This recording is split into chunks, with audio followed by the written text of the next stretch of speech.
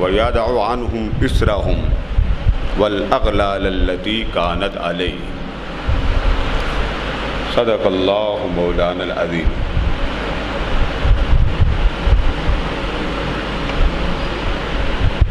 محترم حضرات کرام،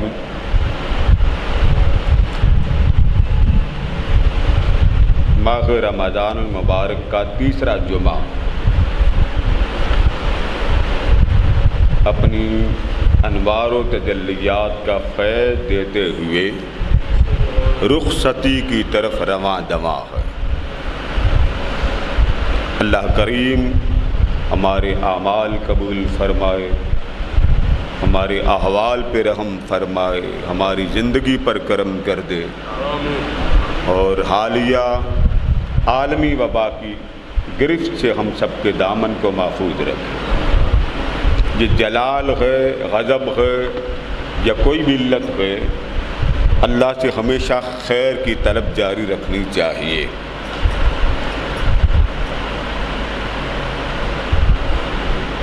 اللہ کریم اس وبا سے پوری کائنات کو اپنے دامن کرم میں رکھے، اور بالخصوص دامن مصطفیٰ میں رکھے، جن کے دامن کرم سے کائنات کو خیرات مل رہی ہے۔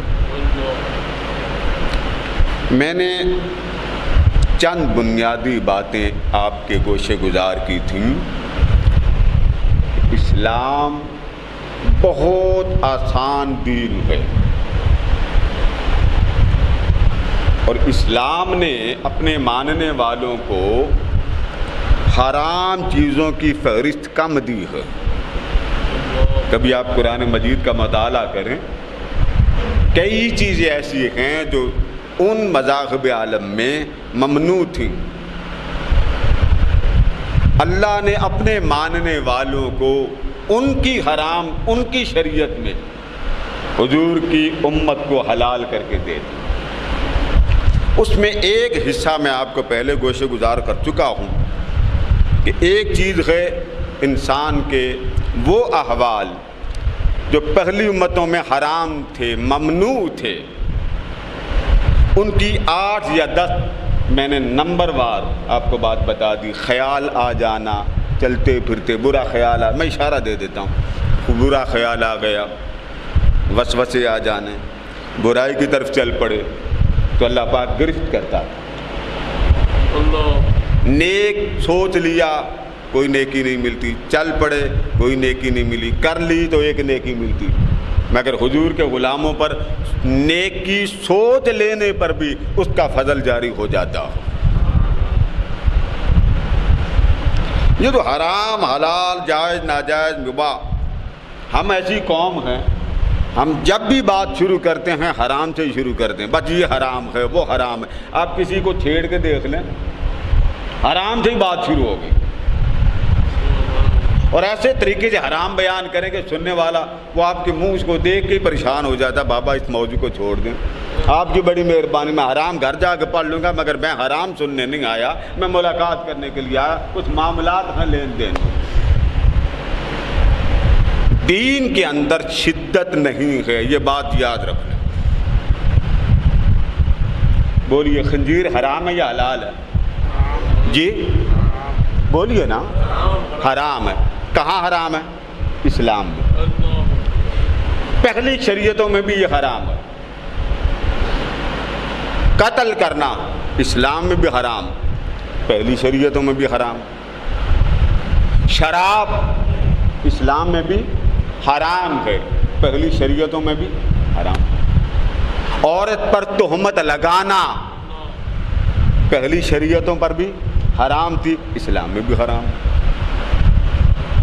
نبیوں کی ذات کی کردار کشی کرنا سابقہ شریعت میں بھی حرام تھا، اور شریعت محمدیہ میں بھی حرام۔ اللہ پاک کو معلوم تھا کہ حضور کی امت جو ہے یہ بڑے بڑے احوال پڑھ کے آئے گی، بڑے بڑوں کے تذکرے اس امت کے زمانے میں قصہ ماضی بنیں گے، تو کیوں نہ جیسے میں نے محمد جیسا لاڈلا کسی کو نہیں بنایا، ایسے میں نے امت محمدیہ جیسی لاڈلی امت بھی کوئی نہیں بنائی، تو پھر کرم کیوں نہ ہو جائے؟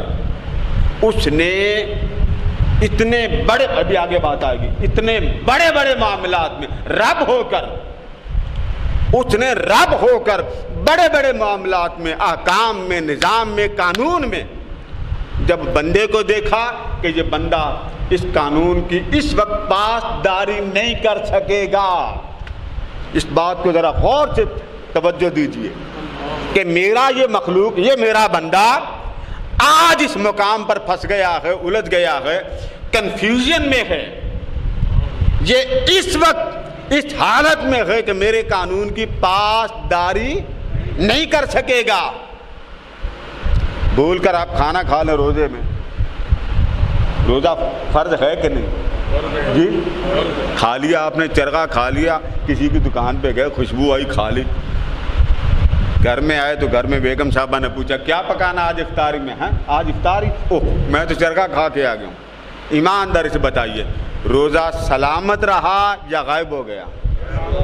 سلامت رہا۔ کیوں سلامت رہا؟ اللہ نے فرمایا ککڑ کھاؤ۔ اس کا کرم دیکھیے، وہ فرشتوں کو بھی منع کرتا، نہ لکھو، یہ بھول گیا ہو، تم تو نہیں بھولے نا، معاف کر دو۔ وہ پھر بھی اس فرض اعلیٰ کے قانون کا اطلاق نہیں کرتا کہ بندہ مجبور تھا، معذور تھا، کنفیوژن کا شکار تھا، الجھ گیا، چلو میں تو دیکھ رہا ہوں نا، اس کا دل تو مجھ سے غافل نہیں تھا نا، معاف۔ نماز میں آپ بھول جاتے ہیں جی، کتنے خیال آتے ہیں؟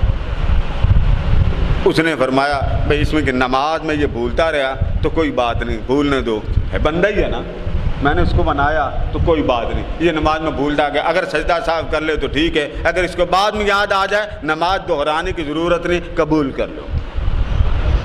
یہ کرم نوازی نہیں ہے جی، قدم قدم پر۔ اس لیے اسلام میں شدت نہیں ہے۔ ہماری قوم کیا کرتی؟ یہ جی حرام ہے، حرام ثابت کرنے کے لیے دلیل چاہیے، اور اگر آپ کہیں جی قرآن میں، تو ہر قرآن کی دلیل حرام ثابت نہیں کرتی۔ یہ اصول یاد رکھیں، یہاں جا کے میں نے بات ختم کی تھی۔ قرآن اللہ کا کلام ہونے میں قطعی ہے، حتمی ہے، مگر اللہ کا کلام ہونا کہ جس سے حرام بن گیا نہیں، اس کی دلالت دیکھیں گے۔ یہاں آپ ہوٹل پہ جاتے ہیں، ہوٹل کا وہ جو مالک ہے وہ کہتا ہے وہ چھوٹے بات سنو، وہ قد کا لمبا ہوتا ہے، وہ کہتا ہے کالے بات سنو، رنگ کا وہ گورا ہوتا ہے۔ اکثر گاؤں میں کسی کا نام کالو رکھا ہوتا ہے، ایمانداری سے بتائیے کسی نے کالے کا نام بھی کالا رکھا؟ اکثر آپ ہوٹلوں میں جائیں، ریسٹورنٹ میں جائیں، وہ چھوٹے، بس چھوٹے کو بلائیں گے، وہ چھوٹا حالانکہ 6 فٹ کا ہوگا۔ اب یہ جو آپ نے کالے کو کالا کہا لیکن وہ گورا نکلا، یہ جو لفظوں کا اطلاق ہے آپ نے اپلائی کیا، یہ ہے شریعت کی اصل جڑ، کہ اللہ نے جن آیات کو نازل فرمایا اس کا اطلاق زبان مصطفیٰ سے سمجھنا ہوگا۔ شراب کا لغوی معنی پانی ہوتا ہے، یہ مشروب ہے، بس شراب، کوئی ویسے بھی آپ کو جا سکتا، پیو ہادی شراب۔ حضرت ایوب علیہ السلام کو جب باڈی میں مرض نکلا تو آپ نے اللہ پاک سے عرض کیا باری تعالیٰ مجھے تکلیف ہو رہی ہے، کرم کر دے، انی مسنی الضر وانت ارحم الراحمین، تو بڑا کریم ہے، اب کرم کی جھلک دکھا دے۔ اللہ پاک نے حضرت ایوب علیہ السلام سے فرمایا او رکو جو بیرے جلے، اپنی ایڑی ماریے، ماری ایڑی، نیچے سے چشمہ نکلا۔ اللہ نے فرمایا ھذا مغتسل وبارد وشراب، یہ پانی ہے، اس سے غسل بھی کر لیں، اس کو پی بھی لیں۔ اب شراب لفظ آیا، کیا لفظ آیا؟ کیا کریں گے؟ آپ باہر کے ملک میں جائیں، کہتے ہیں آپ کو قرآن میں لکھا شراب ہے، وہ تو اپلائی کرے گا۔ یہاں جا کے ہم مومن دائیں بائیں دیکھتے ہیں، جی کسی عالم سے پوچھیں، اتنا علم تو قرآن کا آنا چاہیے، صاف آیات میں جس کا صرف ترجمہ ہی پڑھنے تو پتہ چلتا۔ آقا دو جہاں علیہ السلام نے اس کی ڈیٹیل متعارف کروا دی، یہ ہے بس۔ جس شے کو حضور علیہ السلام نے نام لے کر شکل دکھا کے یا خود کوئی فعل کر کے یا کوئی حرکات و سکنات کر کے نماز پورے قرآن میں پڑھ لیں، نماز کا طریقہ ہی کوئی نہیں ہے۔ کہیں آیت کہ پہلے ایسے کرو پھر ایسے کرو، پورے قرآن میں نہیں۔ فرمایا اقیم الصلاۃ، نماز قائم کرو۔ اب صلاۃ کے 56 معنی ہیں، اب جڑ پر تو پہنچنا پڑے گا نا، کون کیا اللہ مراد لینا چاہتا اور کس معنی کو مراد لینا چاہتا۔ قرآن تو رمضان میں نہیں نازل ہو گیا، کوئی مقصد تھا کہ میرا بندہ اس دستور حیات سے میرے انوار کے ساتھ لگ جائے، منسلک ہو جائے، تاکہ روز روز کی ذلت میری مخلوق سے اسے برداشت نہ کرنی پڑے۔ ہم تو عقیدے میں بڑے تیز ہوتے ہیں، حضور حاضر ناظر ہیں، حضور حاضر ناظر ہیں، بالکل حاضر ناظر ہیں، پر حضور سے مسئلے بھی تو حل کروائے نا۔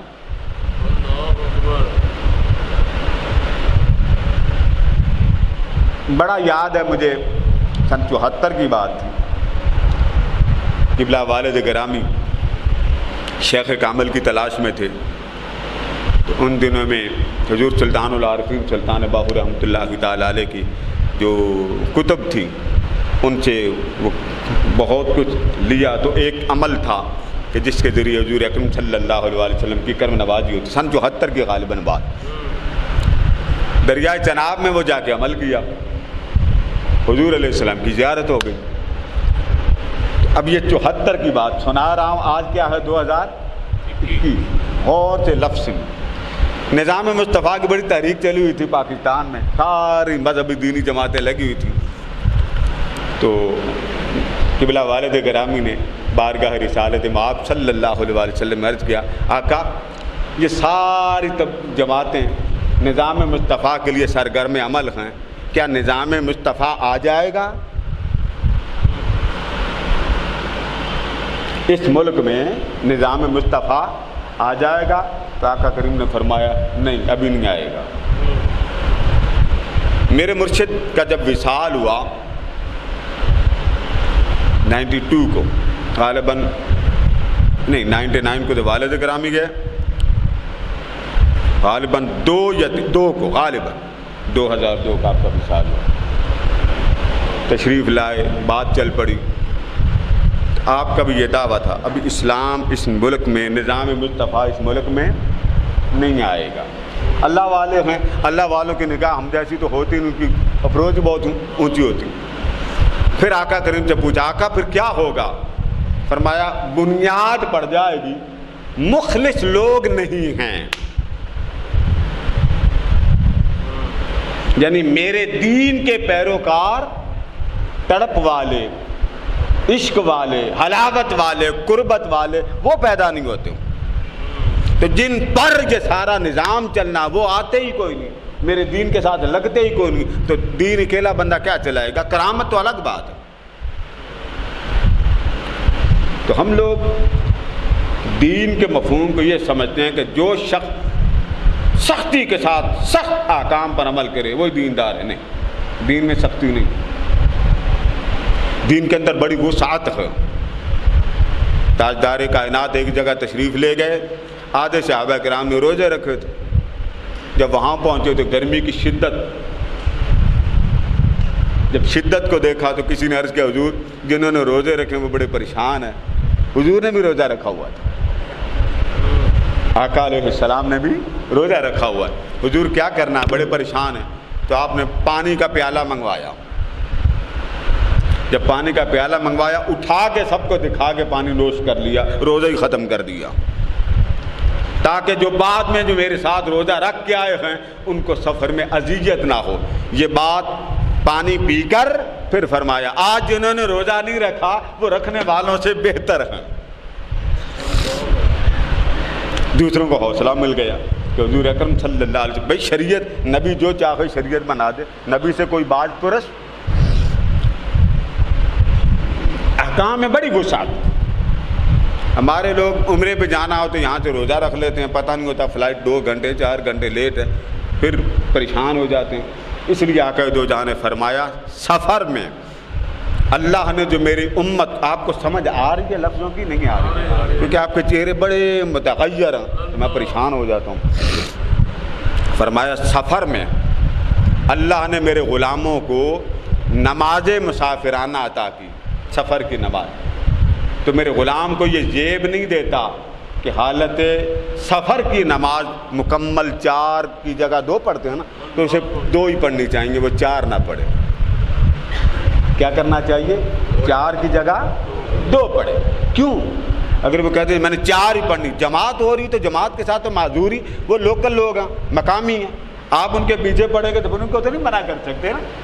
فرمایا اگر پھر بھی میرا امتی 2 کی جگہ 4 پڑھتا ہے تو میرا مولا مجھ سے ناراض ہو جاتا ہے کہ دیکھو میں اپنے غلاموں کو تحفہ دیتا ہوں مگر تیرے غلام میرے تحفے کی قدر نہیں کرتے۔ اللہ اکبر۔ اس لیے سفر کی یہ کیا بھائی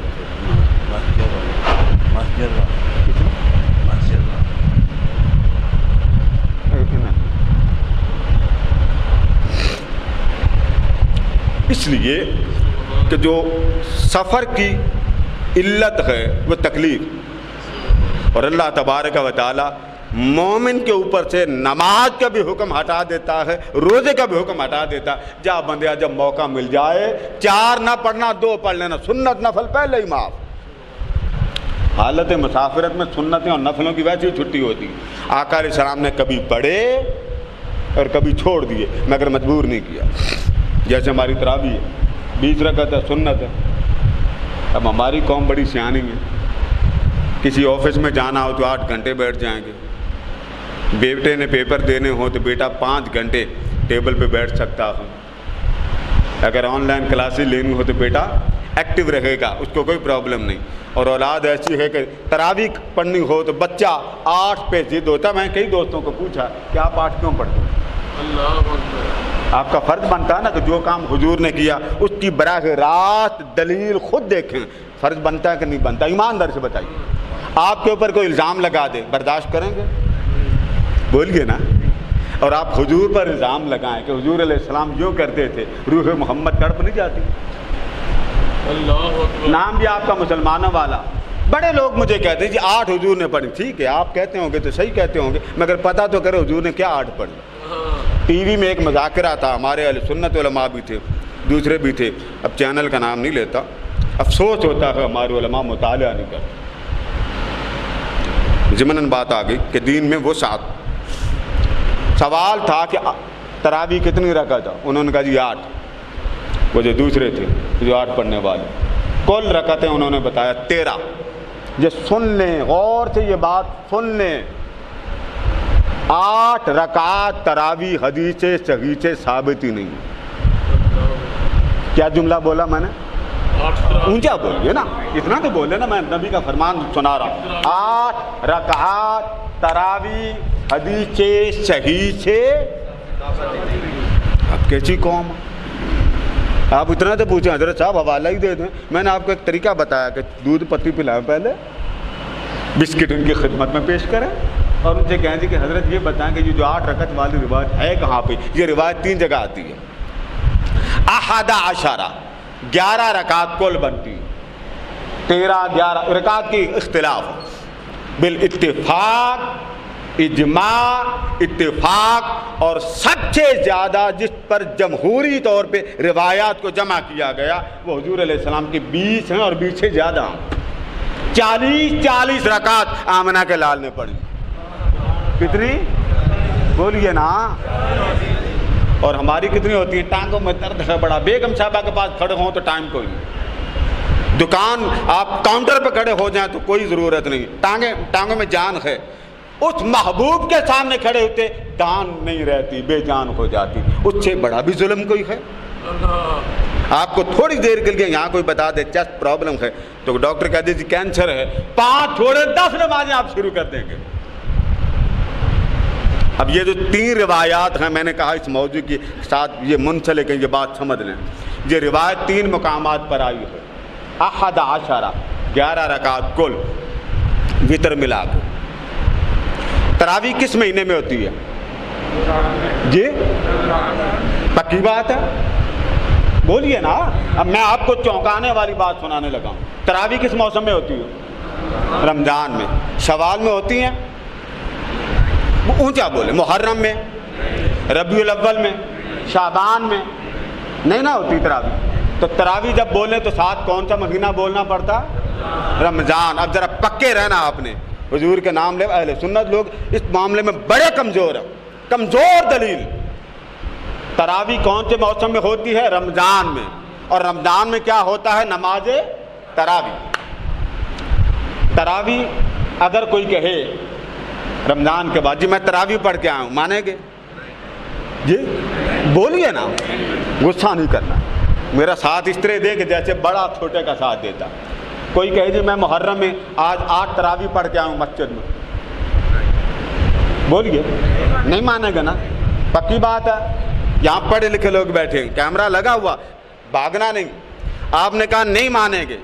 تراویح رمضان میں ہوتی اور کوئی عالم دین ممبر پہ کھڑا ہو کے کہہ دی تراویح ہوتی رمضان کے بعد، مان لیں گے؟ جی شیخ صاحب بھی بیٹھے ہیں، مان لیں گے؟ نہیں مانیں گے نا. پکے رہنا آپ نے. اب آپ ایمانداری سے بتائیے، دل پہ ہاتھ رکھ کے بتائیے. آپ نے کہا تراویح رمضان میں ہوتی، آپ نے کہا تراویح رمضان کے علاوہ ہوتی ہی نہیں. پکے رہنا آپ نے. رمضان کے علاوہ تراویح نہیں ہوتی. یہ جو 11 رکعت کی روایت ہے یہ ہے ہی رمضان کے بعد. کہ حضور رمضان میں اور رمضان کے علاوہ حضرت عائشہ صدیقہ راویہ ہیں ام المؤمنین. آپ سے پوچھا تھا ایک شخص نے کہ حضور علیہ السلام کی رات کی نماز کیسی تھی؟ کون سی نماز؟ امام بخاری اس روایت کو رمضان میں لے آئے. امام مسلم اس کا ذکر ہی رمضان میں نہیں کرے. وہ اس کو باب تہجد میں لے آئے. اکثر ائمہ اس حدیث کو باب تہجد میں لائے. اور حضرت عائشہ صدیقہ رضی اللہ تعالیٰ نے فرمایا میرے سرتاج رات کو نماز پڑھا کرتے تھے 11 فی رمضان و الی غیر رمضان. رمضان میں اور غیر رمضان. اب بتائیے ذرا، اب آپ کون سی مانیں گے؟ آپ تو بڑے بھڑکے ہوئے. 8 شعبت ہیں، 8 شعبت ہیں. تو بابا 8 شعبت ہیں تو سارے سال میں پڑھا کریں. پھر پہلے تو روایت کو مضبوط کریں. روایت یا تواتر پہ لائیں، فرسٹ کیٹیگری جس سے حرام اور حلال فرض عین ثابت ہوتا. ادروائز اس سے نیچے کی روایت لائیں، اس کو کہتے ہیں حدیث صحیح. اگر حدیث صحیح بھی نہیں ملتی چلو اس سے نیچے بھی گزارا ہو جاتا، اس کو حدیث حسن کہتے ہیں. اس سے نیچے نہیں.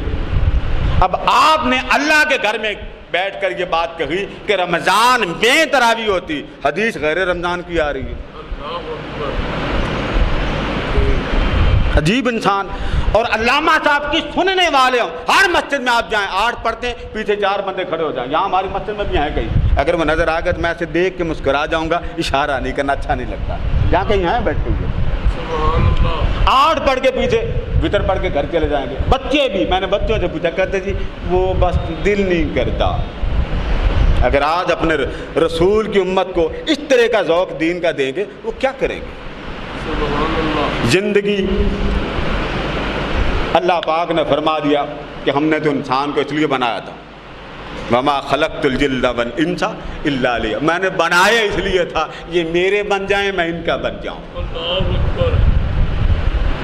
اور سائنس تو پہلے اس بات کو مانتی کہ یہ جو جتنی رکعت آپ زیادہ پڑھیں گے آپ کا ہاضمہ اتنا زیادہ ورکنگ کرے گا. تو دین کے اندر وہ چل. یہ روایت 3 مقامات پر آئی. سن لیں غور سے. جب کسی روایت پر یہاں لکھا ہو 11، یہاں لکھا ہو 14، یہاں لکھا ہو 17، تو حدیث کا ایک اصول ہے کہ ایک شخص جس سے روایت ایک نے لی اس کو اس نے کہا 11، دوسرے نے پوچھا کتنی، اس نے کہا 17، تیسرے نے پوچھا کتنی، اس نے کہا 12. ایمانداری سے بتائیے اب جواب ٹوٹ گیا یا ایک ہی رہا؟ ٹوٹ گیا نا. جب جواب کوئی سوال کا جواب دینے والا ایک جواب نہ دے تو یاد رکھیں وہ حدیث پہلے درجے سے بھی نیچے آ جاتی ہے، دوسرے سے بھی نیچے آ جاتی ہے، حسن سے بھی نیچے. اب وہ نہ صحیح رہتی ہے، نہ حسن رہتی ہے، نہ متواتر رہتی ہے. اس سے حلال حرام کا حکم ثابت ہوتا ہی نہیں. آپ اس پہ عمل کر رہے ہیں. मुअत्ता इमाम मालिक में ये रिवायत मौजूद है, और मुहद्दिसीन ने लिखा कि ये हदीस मुस्तरिब है, यानी इसमें इतना इफ्तिराक है, इस्तिराब है कि एक रावी से एक रिवायत नहीं आती, एक रावी से 3 रिवायतें आती। तो जब 2 हदीसें आपस में मुत्तफिक न रहे तो हदीस पर हुक्म पे अमल पॉसिबल ही नहीं। तो यहाँ तो रिवायतें 3 बन रही हैं, अमल कैसे करेंगे आप? अल्लामा इब्न तैमिया इसने अपनी मजमुअतुल फतावा में लिखा, सब मुहद्दिसीन ने लिखा, कुल सहाबा ने लिखा। हम क्या करते हैं, हुजूर अलैहिस्सलाम 4 दिन बाहर आए, नमाज पढ़ी, चले गए, इसका मतलब है तरावी नहीं। ये कहाँ लिखा हुआ? हुजूर ने फरमाया तरावी नहीं।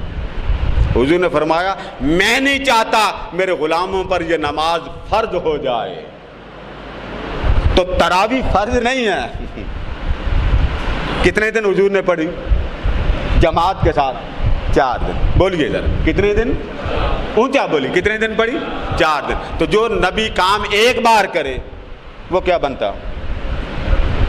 सुन्नत। ऊंचा बोली, क्या बनता? बड़े अफसोस की बात, हुजूर ने 4 दिन तो पढ़ा के दिखा दी, और कौन सी दलील चाहिए आपको? बात समझ रहे हैं ना? 4 दिन अगर हुजूर अलैहिस्सलाम हुजरे से बाहर निकले, पढ़ कर दिखा दी, और 4थे दिन सहाबा किराम का जम्मे गफीर लगा, फरमाया मैं इसलिए बाहर नहीं आया, रब फर्ज न कर दे। तो 4 दिन आपके सामने आका दामदार आए और एक सुन्नत दें, फिर भी आपको शक रहे, अदरवाइज पता नहीं ये क्या बना क्या नहीं बना, और फरमा भी दें नमाज तरावी फर्ज नहीं है लोगों, सुन्नत है। और ये सुन्नत इस तरह की है कि सफ़र पे जाएं तो जैसे रोज़े को माफ़ है, ऐसे न तरावी भी माफ़। तरावी पढ़ ही नहीं सकता सफ़र में, इसलिए दीन के अंदर वो चल। बुखारी में आता, हुजूर अलैहिस्सलाम के सामने एक शख्स आया मस्जिद नबवी में, बड़ा मजमा, उसने वही पेशाब करना शुरू कर दिया। सहाबा दौड़े, फरमाया पकड़ो पकड़ो मार, फरमाया नहीं अब इसको पेशाब कर लेने दे, तकलीफ होगी, पेशाब रुक गया तो ये अजियत में मुब्तला हो जाएगा, नहीं रोकना, कर लेने। वो पेशाब से फारिग हुआ, पेशाब से फारिग हुआ, जब तक वो पेशाब करता रहा हुजूर नहीं बोले। कितना उम्मत का दर्द है। आज दर्द वाले ही हुजूर के दर्द का मुखालिफ माना लेते हैं, दर्द में और माने में लेकर तड़पाते हैं। किसी को फतवा लगा दिया, किसी को बेईमान कर दिया, किसी को हराम का इर्तिकाब कर दिया। ये शरीयत मोहम्मदी का उसलूब नहीं है। जब वो फारिग हुआ तो करीम आकर उसको अपने पास बुलाया। वो अजनबी था, पता नहीं था, तो आका करीम ने फरमाया अल्लाह के बंदे, ये जो अल्लाह के घर होते हैं ना, ये पेशाब की जगह नहीं होती जहाँ अल्लाह का जिक्र होता। ये बात इधर फरमा दी, उधर सहाबा को बुला के फरमाया पानी लाओ, इसके सामने उंडेल दो, इसको समझ आ जाएगी कि अल्लाह के घर में ये काम नहीं किया करते। ये बात करके फिर सहाबा को फरमाया कि अल्लाह पाक ने मुझे आसान दीन दे के भेजा है, किसी के ऊपर जबर मुसल्लत करने के लिए नहीं भेजा। यस्सिरू वला तुअस्सिरू, मेरी उम्मत के लिए आसानियाँ पैदा करो, इन्हें मुश्किलात में ना डालो, अजियत में ना डालो। वबश्शिरू वला तुनफ्फिरू, मेरी उम्मत को खुशखबरियाँ सुनाया करो। क्या फरमाया? बोलिए ना, इस मुंह से बोले जिस मुंह से आप ठीक ठाक वो कहते हैं ना सुना देते हैं। फरमाया मेरी उम्मत को बश्शिरू, खुशखबरियाँ सुनाया करो। जन्नत में जाने वाला अमल कौन सा है? कबूलियत दुआ वाला अमल कौन सा? हज़रत आयशा सिद्दीक़ा रज़ी अल्लाह तआला अन्हा एक दिन ऐसे लाड़ में देखा, हुजूर बड़े मूड में हैं, कहती सोने मेरे लिए दुआई कर दें। फरमा अच्छा, फरमा बारी ताला मेरी आयशा के सारे गुनाह माफ़ कर दे। या अल्लाह मेरी आयशा के अगले गुनाह भी माफ़ कर दे। या अल्लाह मेरी आयशा के पिछले गुनाह भी माफ़ कर दे। या अल्लाह मेरी आयशा के खुफिया गुनाह भी माफ़ कर दे। या अल्लाह मेरी आयशा के ज़ाहरी गुनाह भी माफ़ कर दे। फिर आगे फरमा सारे ही माफ़ कर दे। हज़रत आयशा ज़िक्र रज़ी अल्लाह तआला अन्हा चेहरे बद्दुहा देखती रही, मूड में आ गई। तो हुजूर ने देख कर फरमाया आयशा बड़ी खुश है मेरी दुआ से, बड़ी खुश है। उम्मुल मोमिनीन ने कहा सोनिया अब मुझसे इससे बड़ी खुशबख्ती मेरे लिए और क्या होगी कि आमिना का लाल और रब का महबूब मेरे लिए दुआ कर रहा। जब ये बात सुनी, सुनो हुजूर का नाम लेने वालों सुनो, काश کاش ہمارے دل میں وہ درد آ جائے، محبت آ جائے۔ آقا نے فرمایا عائشہ اگلی بھی سن لو، اللہ اکبر، تم تو بڑی خوش ہو گئی کہ میں نے تیرے لیے دعا مانگی کہ یا اللہ میری عائشہ کے اگلے گناہ معاف کر دے، یا اللہ میری عائشہ کے پچھلے گناہ معاف کر دے، یا اللہ میری عائشہ کے خفیہ گناہ معاف کر دے، یا اللہ میری عائشہ کے ظاہری گناہ معاف کر دے۔ فرمایا اس بات پر تو خوش ہے کہ محمد مصطفیٰ نے تیرے لیے دعا مانگی، اس پر تمہیں مسرت؟ جی آقا مجھے مسرت۔ فرمایا اگلی پتے کی بات سن لو، فرمایا ہر نماز کے بعد، ہر نماز کے، یہ جملہ ریپیٹ کر رہا ہوں حضور کے دیوانوں، ہر نماز کے بعد، فرمایا عائشہ یاد رکھ میں یہی دعا جو تیرے لیے مانگتا ہوں میں اپنے گناہگار امت کے لیے مانگتا ہوں۔ اے عائشہ جس دعا پر میری عائشہ مجھ سے خوش ہے، میں وہی دعا اپنے غلاموں کو دیتا ہوں، مولا ان کے اگلے گناہ بھی بولتے جائیے معاف کر دے، یا اللہ میرے غلاموں کے پچھلے گناہ بھی معاف کر دے، یا اللہ میری امت کے خفیہ گناہ بھی معاف کر دے، یا اللہ میری امت کے ظاہری گناہ بھی۔ تو کب دعا کرتا ہوں؟ ہر نماز کے بعد دعا کرتا ہوں۔ معلوم نہیں ان کو کوئی دعا دینے والا بھی ہے کہ نہیں ہے، اس لیے صحابہ کرام کئی بار پوچھ لیتے تھے۔ ایک صحابی تھے حضرت انس بن مالک رضی اللہ تعالیٰ عنہ، بخاری میں آتا، فرماتے ایک دن میں کھڑا تھا آقا دو جہاں کے پاس، تو فرماتے اس سے پہلے ہم پریشان رہتے تھے، یہ جو حدیث سنا رہا ہوں نا، اس سے پہلے ہم پریشان رہتے تھے، معلوم نہیں ہمارا کیا ہو۔ تو ایک شخص آیا، اس نے آ کر پوچھا متی الساعہ یا رسول اللہ، آقا قیامت کب آئے گی؟ فرماتے میں ساتھ کھڑا تھا، آقا دو جان اس کو دیکھ کر پوچھا ما اعددت لہا ایھا السائل، قیامت کا پوچھنے والے تو اپنا جواب دے کہ قیامت کا بات معاملہ بعد میں بتاؤں گا، تو نے اپنی قیامت کے لیے کیا تیار کر رکھا ہے؟ دوسری روایت میں ہے کہ آنے والا آیا، اس نے پوچھا متی الساعہ، قیامت کب آئے؟ آپ نے اس سے بھی پوچھا ما اعددت لہا، تیرے پاس قیامت کے لیے کیا ہے؟ اس نے جواب دیا حضور تھوڑی سی نمازیں ہوں، زیادہ میرے پاس ذخیرہ نہیں ہے، تو بس کچھ صدقہ خیرات ہے، اس سے زیادہ میرے پاس ذخیرہ نہیں۔ یہ اس نے جواب دیا۔ یہ جو ہے جس کے بارے میں حضرت انس بن مالک رضی اللہ تعالیٰ عنہ فرماتے ہیں کہ جب اس سے پوچھا گیا کہ تیرے پاس ہے کیا، اس نے صاف جواب دیا لا یا رسول اللہ، آقا اپنے پلے ککھ بھی نہیں ہے۔ اب آپ ایمانداری سے بتائیے حضور کی نگاہ دور تک نہیں جاتی؟ جی بولیے نا، آخری شخص جو جہنم سے نکل کر جنت میں جائے گا حضور کو اس کا بھی علم ہے۔ آپ حدیث مبارکہ اٹھائیے، کیا کہہ دو علیہ الصلوۃ والتسلیمات کو، کہاں تک کی خبر نہیں۔